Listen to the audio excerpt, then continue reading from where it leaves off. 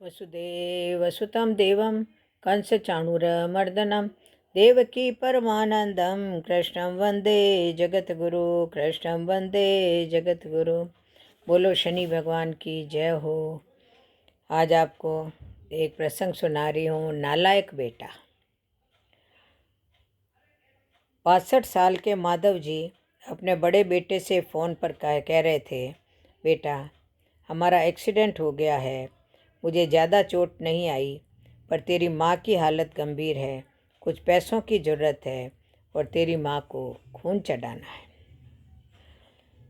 तो बेटे ने कहा, पापा मैं बहुत व्यस्त हूँ आजकल, मेरा आना नहीं हो सकेगा, मुझे विदेश में नौकरी का पैकेज मिला है तो उसी की तैयारी कर रहा हूँ। आपका भी तो यही सपना था ना, इसीलिए हाथ भी तंग चल रहा है। पैसे की व्यवस्था कर लीजिए, मैं बाद में दे दूँगा। उनके बड़े बेटे इंजीनियर ने जवाब दिया। उन्होंने अपने दूसरे डॉक्टर बेटे को फ़ोन किया तो उसने भी आने के से मना कर दिया। उसे अपनी ससुराल में शादी में जाना था। हाँ, इतना ज़रूर कहा कि पैसों की चिंता मत कीजिए, मैं भिजवा दूँगा। यह अलग बात है कि उसने कभी पैसे नहीं भिजवाए। उन्होंने बहुत मायूसी से फ़ोन रख दिया। अब उस नालायक को फ़ोन करके क्या फायदा, जब ये 2 लायक बेटे कुछ नहीं कर सके तो वो नालायक क्या कर लेगा। उन्होंने सोचा और बोझिल कदमों से अस्पताल में पत्नी के पास पहुँचे और कुर्सी पर ढेर हो गए पुरानी बातें याद करने लगे। माधव राय जी स्कूल में शिक्षक थे। उनके 3 बेटे और 1 बेटी थी। बड़ा इंजीनियर और मंझला डॉक्टर था। दोनों की शादी बड़े घराने में हुई थी। दोनों अपनी पत्नियों के साथ अलग अलग शहरों में रहते थे। बेटी की शादी भी उन्होंने खूब धूमधाम से की थी। सबसे छोटा बेटा पढ़ाई में ध्यान नहीं लगा पाया। 11वीं के बाद उसने पढ़ाई छोड़ दी और घर में ही रहने लगा। कहता था, मुझे नौकरी नहीं करनी, अपने माता पिता की सेवा करनी है। पर मास्टर साहब उसे बहुत नाराज़ रहते थे। उन्होंने उसका नाम नालायक रख दिया। दोनों बड़े भाई पिता के आज्ञाकारी थे, पर वह गलत बात पर उनसे भी बहस कर बैठता था। इसीलिए माधव जी उसे पसंद नहीं करते थे। जब माधव जी रिटायर हुए तो जमा पूंजी कुछ भी नहीं थी। सारी बचत दोनों बच्चों की उच्च शिक्षा और बेटी की शादी में खर्च हो गई थी। शहर के एक घर, थोड़ी ज़मीन और गांव में थोड़ी सी ज़मीन थी। घर का खर्च उनके पेंशन से चल रहा था।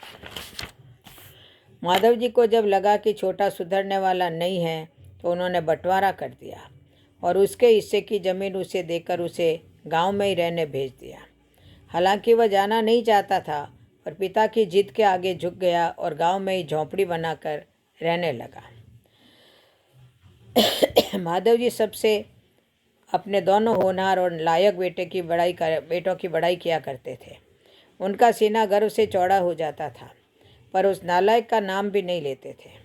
2 दिन पहले दोनों पति पत्नी का एक्सीडेंट हो गया था। वह अपनी पत्नी के साथ सरकारी अस्पताल में भर्ती थे। डॉक्टर ने उनकी पत्नी को ऑपरेशन करने को कहा था। पापा पापा सुनकर चंद्रा उठी तो उसने देखा कि वही नालायक खड़ा था।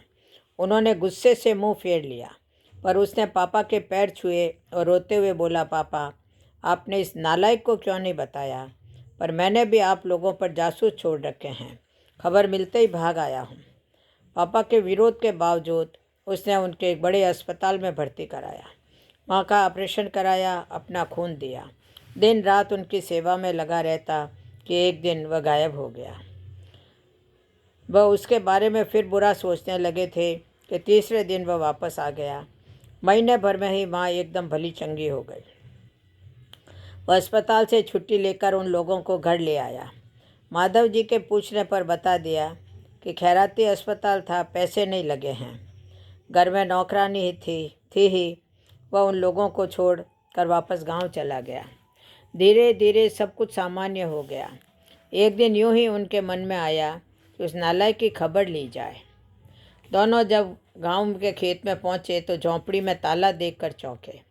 उनके खेत में काम कर रहे आदमी से पूछा तो उसने कहा, यह खेत अब मेरे हैं। क्या? पर यह खेत तो उन्हें आज बहुत आश्चर्य हुआ। हाँ, उसकी माँ की तबीयत बहुत ख़राब थी, उसके पास पैसे नहीं थे, तो उसने अपने सारे खेत बेच दिए। वह रोजी रोटी की तलाश में दूसरे शहर चला गया है। बस यह झोंपड़ी उसके पास रह गई है, यह रही उसकी चाबी, उस आदमी ने कहा।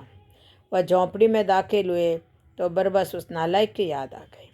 टेबल पर पड़ा लिफाफा खोलकर देखा तो उसमें रखा अस्पताल का 9 लाख का बिल उनको मुंह चिढ़ाने लगा। उन्होंने अपनी पत्नी से कहा, जानकी, तुम्हारा बेटा नालायक तो था ही, झूठा भी है। अचानक उनकी आंखों से आंसू गिरने लगे और वह जोर से चिल्लाए, तू कहाँ चला गया नालायक?